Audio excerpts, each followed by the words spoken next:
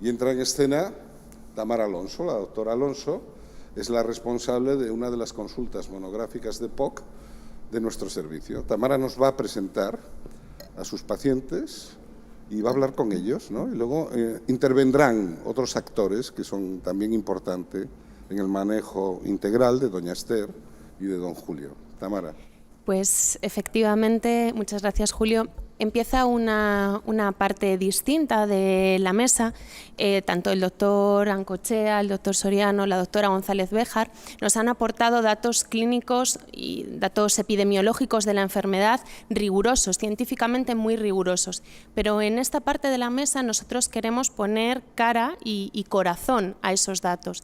Y para ello nosotros tenemos la grandísima suerte de contar con pacientes comprometidos con su enfermedad, pacientes expertos que conocen su enfermedad, que luchan por ella en el día a día junto a nosotros y queremos que de primera mano nos hablen de ella.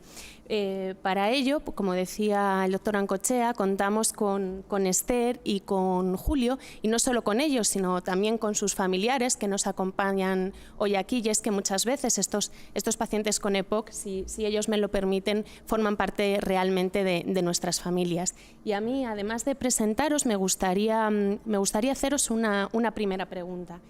Hemos hablado del desconocimiento que hay de esta enfermedad, de que esta enfermedad es en ocasiones una gran desconocida.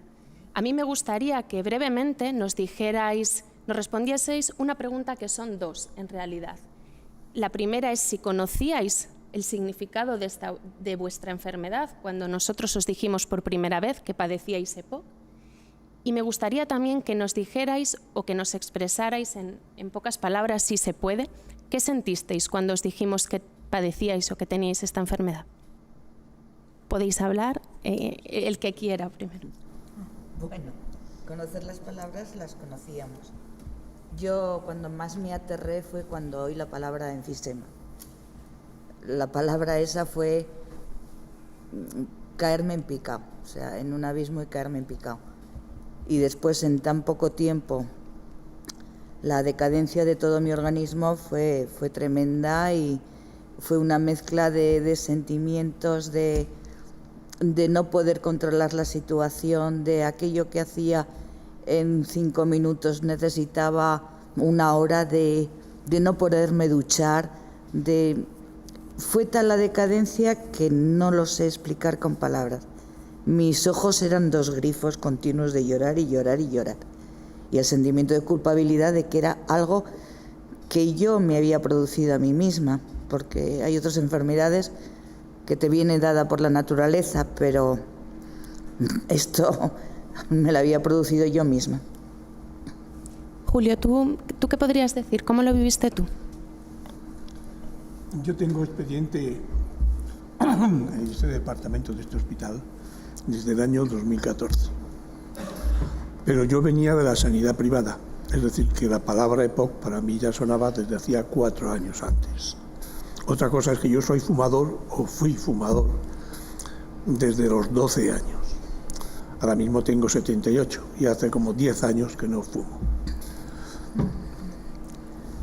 El problema ¿dónde está? En que en cuanto te explican que es EPOC, pues dices, no tengo cura. Podré a lo mejor empeorar lentamente, pero no tengo cura. Salvo que haya trasplante de pulmón, ¿no? Nosotros ya no entramos. No, bueno, no lo sé. No sé si eso responde a lo que me estabas preguntando. Sí, por supuesto que responde a mi pregunta. Y vosotros habéis introducido un concepto muy interesante, Esther en concreto, que es el del tabaco, ¿no? Efectivamente, esto es una enfermedad por tabaco y es cierto que uno puede sentir, bueno, yo he fumado y he desarrollado esta enfermedad, y puede sentir en cierto momento un sentimiento de culpa. ¿Es así? ¿En algún momento os ha venido ese sentimiento? Julio, ¿tú qué dirías? Al saberlo, sí. Porque dices, te lo has buscado tú, porque yo no he trabajado nunca en ambientes con polvo.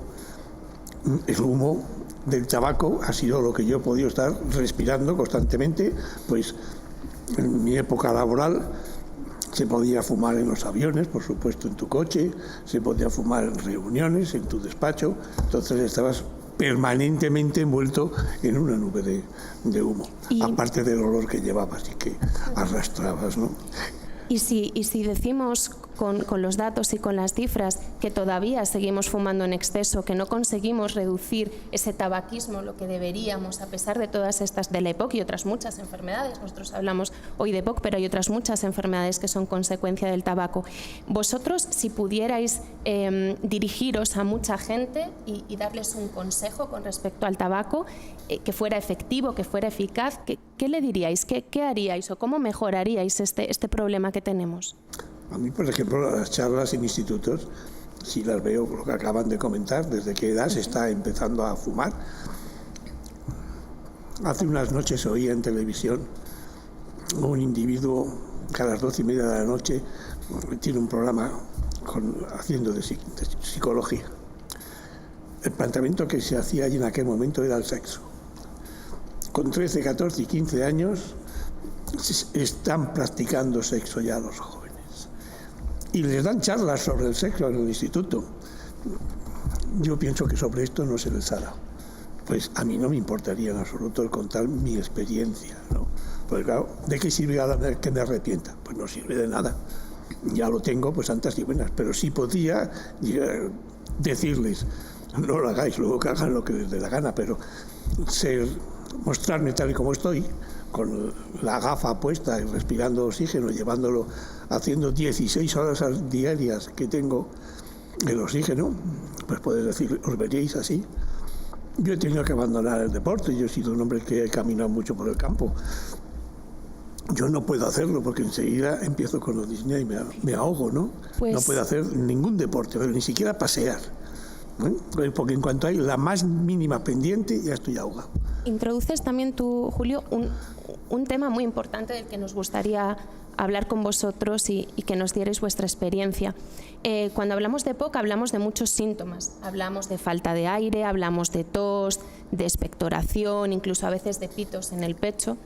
Nosotros queremos conocer vuestro día a día. Entonces, me gustaría que los dos me dijeseis para vosotros cuál es el síntoma más importante que afecta a vuestro día a día.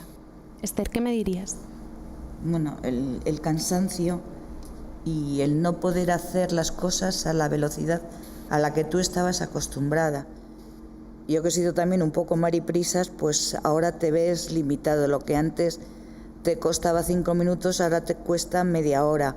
Si quieres ir a algún sitio, te lo tienes que planificar para poder llegar a tiempo. En el día a día, yo antes no llegaba a un sitio, cogía la escalera y me subía y punto. Ahora tengo que pedir ayuda. Siempre parece que necesito de alguien, cuando la independencia en una persona es muy importante. La autonomía. El quitarte autonomía es uno de los factores que también te influyen mucho. Y lo que dice Julio de empezar con los chiquillos, porque hay mucha gente personas cultas y que no han oído jamás hablar. El EPOC, ¿qué es eso? Porque se hace mucho campaña antitabaco por el cáncer de pulmón, pero no se tienen en cuenta la cantidad de otras enfermedades que hay, que es que te limitan tanto tu actividad, tu autonomía, tu libertad, que es que son aplastantes. Si realmente la gente supiera que con el tabaco quemas dinero y sobre todo quemas tu salud, la quemas totalmente. No, esa libertad que todo ser humano necesitamos para vivir, la pierdes. Uh-huh.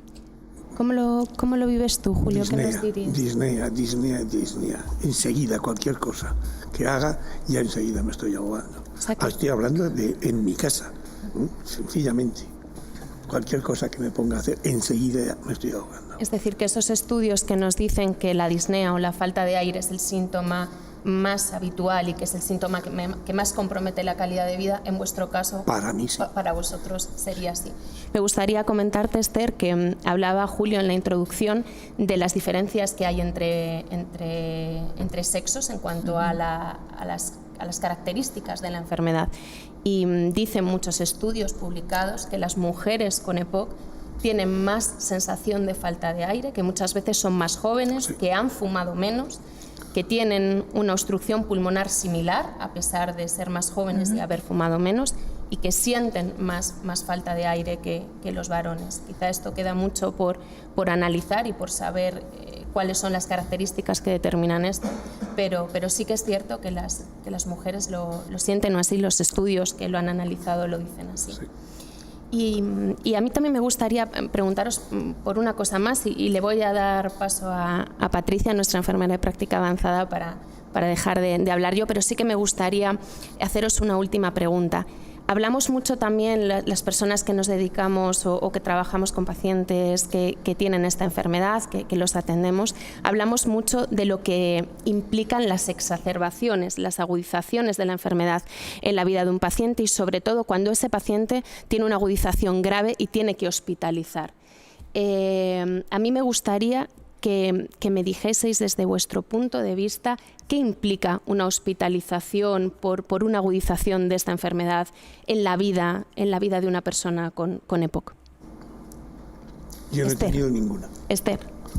Bueno, yo tuve sobre todo la primera y la segunda, quiero que nos cuentes. Sí, ahí tuvimos nuestra primera relación, ¿verdad? Eso es. Bueno, es el desconocimiento, es el no poder controlar, es que te asfixias, es que te ahogas, es que no sabes por qué. Y entonces, bueno, te reciben en el hospital, te hacen la pruebita esta que hace mucha pupa. La gasometría. Eso, la gasometría. Y bueno, la primera fue de 3 días, pero el lunes volví a ingresar. ¿Qué sentí? Bueno, pues sentí tranquilidad, me sentí protegida, que alguien me podía dar una solución, porque faltarte aire y que te dijeran en casa, pero respira, no ves, estás respirando, no puedes respirar. No sé, el acto de aspirar aire y llenar los pulmones es que entre la lágrima, la respiración, todo es un cóctel que no sabes cómo reaccionar. No puedes controlar la situación, es incontrolable, Tamara. ¿Y tú crees, Esther, y quiero la verdad, que desde esa primera agudización, desde esa primera, segunda vez que nos conocimos hasta ahora, que ha pasado pues 5 años, prácticamente 4, un poquito menos de 5, 4. Pero bueno, 4, ¿tú crees que hemos mejorado el control de tu enfermedad? ¿Tú crees que lo hemos hecho bien, Hombre, aunque sea mejorable? ¿Cómo dirías que ha sido el control? Yo me he sentido bien acogida, una gran empatía, tanto por vosotros, luego mi queridísima Patricia, que enseguida le doy un telefonazo para darle la lata. Trato de darte la lata lo menos posible, pero cuando no puedo la doy.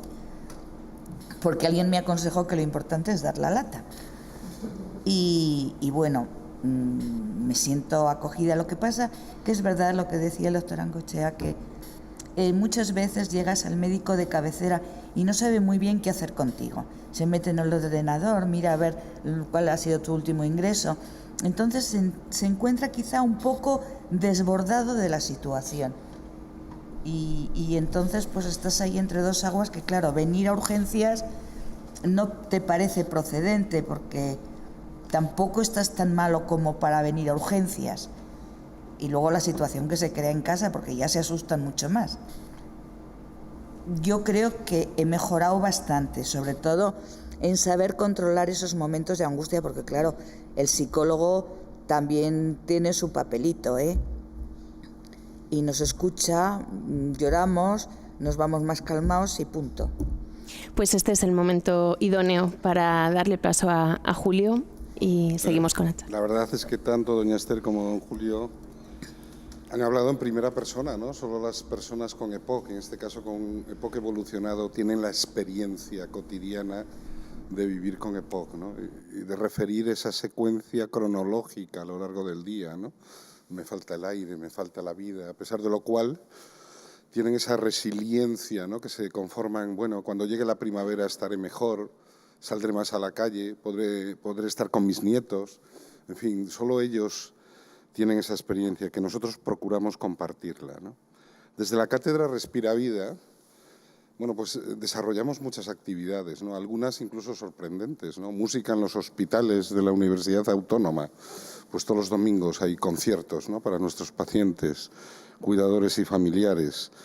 Acaban de venir de Moscú, de un congreso, el médico como humanista, alumnos becados desde la cátedra, bajo la coordinación de Jonathan McFarlane y del profesor Soriano.